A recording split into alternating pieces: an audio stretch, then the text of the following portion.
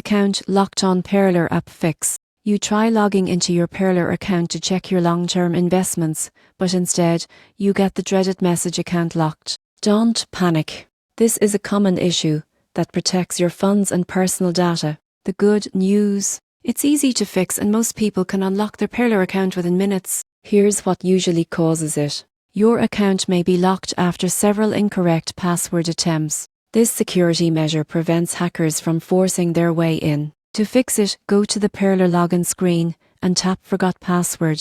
Enter your registered email and check your inbox for a reset link. Once you reset your password, try logging in again. This resolves most lockouts instantly. If you don't get the reset email, check your spam or junk folders or wait a few minutes before requesting another one. Be sure you're using the same email you used when signing up. In some cases, Pearler might lock your account if it detects unusual behavior like accessing your account from another country or using a new device. You'll likely get an email from their security team asking you to confirm it's really you. Once verified, your account will unlock automatically. If none of these steps work, reach out directly to Pearler's support team through the app or website. Include your full name, email, and a short explanation of what happened.